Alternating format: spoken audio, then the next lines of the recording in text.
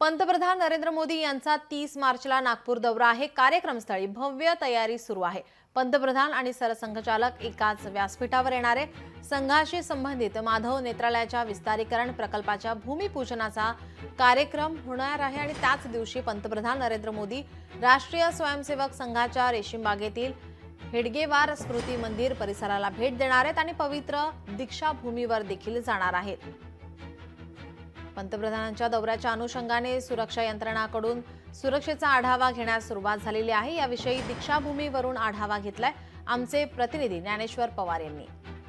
पंतप्रधान नरेंद्र मोदी यांचा 30 मार्चला नागपूर दौरा असणार आहे। त्याच दरम्यान ते पंतप्रधान नरेंद्र मोदी पवित्र दीक्षाभूमीला जे आहे ते भेट देणार आहे। त्याच अनुषंगाने आपण जर पाहायला गेले तर दीक्षाभूमी परिसरामध्ये मोठी तयारी जी आहे त्या ठिकाणी करण्यात येत आहे।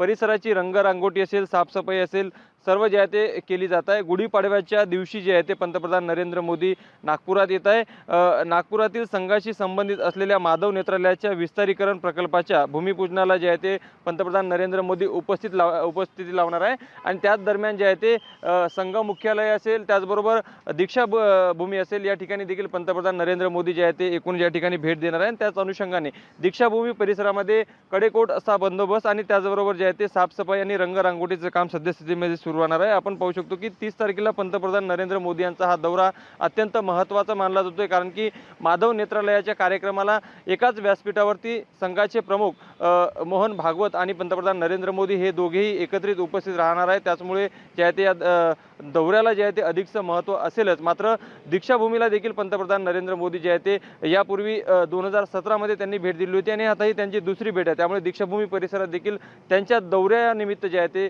एकूणच परिसरात पूर्ण रंगरांगोटी असेल, साफसफाई असेल जी आहे ती केली जात आहे। लोकशाही मराठी करता मी ज्ञानेश्वर पवार, नागपूर।